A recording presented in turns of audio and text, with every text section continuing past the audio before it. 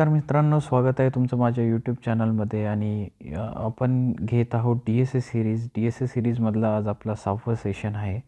आज मला व्हिडिओ टाकायला खूप उशीरसुद्धा झाला आहे, त्यामुळे मी एक तुमच्यासाठी सिम्पल प्रॉब्लेम घेऊन आलो आहे. प्रॉब्लेमचं नाव आहे stock buy and sell. We have to compute maximum profit out of that. दिलेलं काय आहे आपल्याला? दिलेलं आहे आपल्याला एक प्राईस नावाचं आहे. त्यामध्ये काय असणार आहे? Cost of stock on each day. Each day you may decide to either buy or sell the stocks at price of I. You can even buy and sell the stock on same day. Simply मित्रांनो, simple शब्दामध्ये मी सांगतो. Price नावाचा array दिलेला आहे.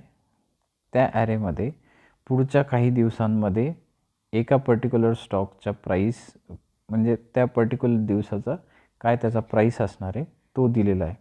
आपल्याला काढायचं एवढंच आहे की किती असे कोणते ट्रान्झॅक्शन करतो आपण ज्यामध्ये आपल्याला मॅक्सिमम प्रॉफिट काढता आला पाहिजे. एवढंच आपल्याला कम्प्यूट करायचं आहे. कम्प्यूट कसं करणार? सिम्पल आहे. जसं आपण इनपुट जे आपल्याला ॲरेज दिलेले आहेत, एक्झाम्पल दिलेले आहेत, त्यानुसार आपण समजून घेऊ.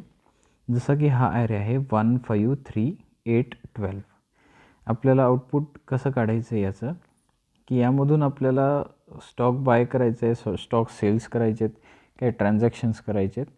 कुठल्या ट्रान्झॅक्शनद्वारे आपल्याला मॅक्झिमम प्रॉफिट होईल, तो मॅक्झिमम प्रॉफिट काय असेल तो आपल्याला रिटर्न करायचा आहे. सिम्पली आपल्याला काय करायचं आहे? बाय करायचं आहे. ॲट 1 रुपयाला असताना बाय करायचं आहे, 5 रुपयाचं असताना सेल करायचं आहे. प्रॉफिट किती झाला आत्तापर्यंत? 4 रुपयाचं प्रॉफिट.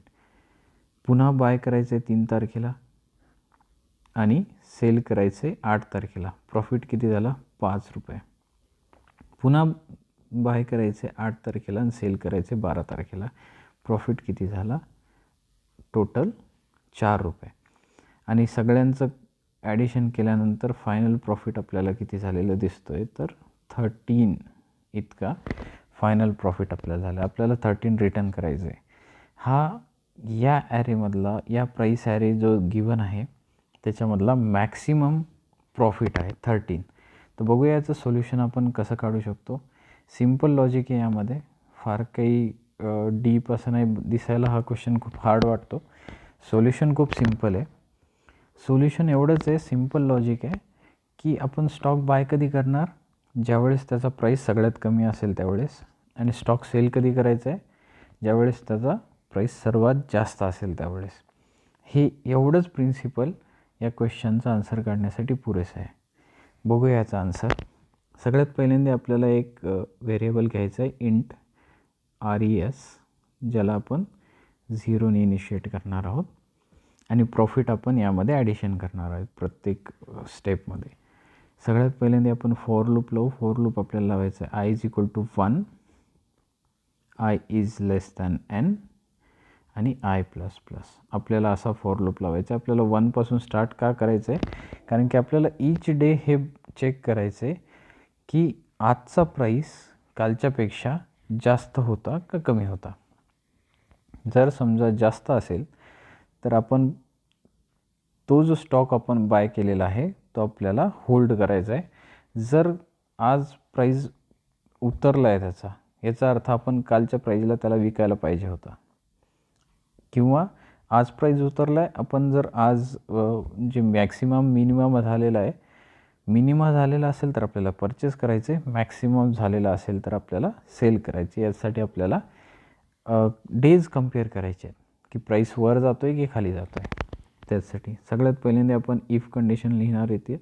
इफमध्ये काय टाकायचं आहे? ARR of I if it is greater than ARR of I-1, then आपल्याला काय करायचं आहे? आपल्याला करायचं आहे RES plus is equal to ARR of I minus ARR of I-1. म्हणजे आपल्याला फक्त यांचा डिफरन्स ॲडिशन करायचं आहे. कशामध्ये? RESमध्ये. एवढंच आपल्याला करायचं आहे. आणि इफ बंद करायचा, फॉर लूप बंद करायचा, सरळ आपल्याला करायचं आहे रिटर्न RES. बस एवढं सिम्पल सोल्युशन या क्वेश्चनचं आहे. आता आपण एकदा ड्राय रन करू. हे जे आपण पूर्ण कोड लिहिलं आहे याचा ड्राय रन करून घेऊ. सगळ्यात पहिले या ॲरेचं ड्राय रन करून घेऊ. आपण स्टार्ट करतो आहे i=1 पासून. As in ARR of i किती झालं आपलं? ARR ऑफ i झालं आपलं 5. If ARR of i is greater than ARR of i-1. He condition आहे का? 5 इज ग्रेटर दॅन 1. तर yes, 5 is greater than 1 he condition true होते. खाली जायचं आहे आपल्याला. RESमध्ये आपल्याला काय टाकायचं आहे? RESमध्ये आपल्याला काय टाकायचं आहे? 5 - 1 ॲज इन 4. RES सध्या आपला 4 झालेला आहे. त्यानंतर पुढे जायचं आहे. 3वर आपण आलेलो आहेत सध्या. आणि पुन्हा चेक करणार आपण if ARR of i as in ARR of i आता 3 इज ग्रेटर दॅन 5 आहे का? दिस इज नॉट ट्रू. सो आपण इफमध्ये जाणार नाही. आयला इन्क्रिमेंट करायचं आहे. आय आता इथे जाणार आणि ARR ऑफ i किती होणार? 8 होणार. तर आता 8 चेक करायचं आहे. If 8 is greater than 3. Yes, 8 is greater than 3. आपल्याला इनसाईड जायचं आहे. इफच्यामध्ये जायचं आहे आणि काय करायचं? Simply RES is equal to 8 plus is equal to 8 - 3. Simply हे करायचं आहे. म्हणजे आपल्याला RESमध्ये 5 ॲड करायचे आहेत. याचं टोटल आन्सर आपलं किती होईल? RES पहिले आपला 4 होता. 4 + 5 आपण आत्तापर्यंत 9 कॅल्क्युलेट केलेला आहे RESला. पुढे जायचं आहे. आय इन्क्रिमेंट होईल. आय इथे जाईल आणि ARR ऑफ i किती होईल? 12. तर 12 ग्रेटर आहे का 8पेक्षा? तर हो, 12 ग्रेटर आहे. तर आपल्याला RES plus is equal to 12 - 8 हे कम्प्यूट करायचे. RESमध्ये फायनली किती येऊन जाईल? RES इज इक्वल टू, आधी आपण कम्प्यूट केलेला RES आहे 9. 9 + 4. 9 + 4 किती होतं? तर 13. फायनली आपला RES 13 आलेला आहे, जे की एक्सपेक्टेड आउटपुट आहे. तर हे जे सोल्युशन आहे हे हा गिवन ॲरेसाठी एकदम परफेक्टली म्हणजे रन झालेलं आहे. आपलं आउटपुट करेक्ट आलेलं आहे आणि हे सोल्युशन O(n) टाईम कॉम्प्लेक्सिटीमध्ये चालतं. सो आपल्या कुठलेही कन्स्ट्रेंट्स असतील ते इझिली रिझॉल्व होऊन जाईल. आपल्याला टाईम कॉम्प्लेक्सिटीचा इश्यू येणार नाही आणि यामध्ये एक्झॅक्ट करेक्ट आन्सर आपलं येऊन जाईल. इतकंच लॉजिक या क्वेश्चनमध्ये होतं. दिसायला हा क्वेश्चन खूप हार्ड वाटतो, बट तेवढा हार्ड असा क्वेश्चन नाही आहे. मित्रांनो, तुम्हाला हा व्हिडिओ आवडला असेल तर प्लीज लाईक करा.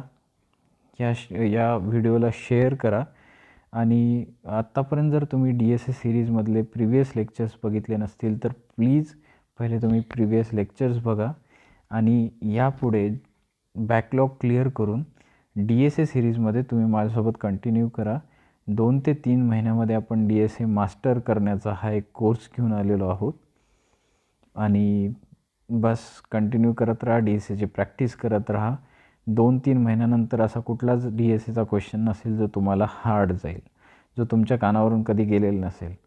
ही गॅरंटी मी तुम्हाला देतो आहे. So thank you so much. Like, share and चॅनलला सबस्क्राईब जरूर करा. थँक्यू.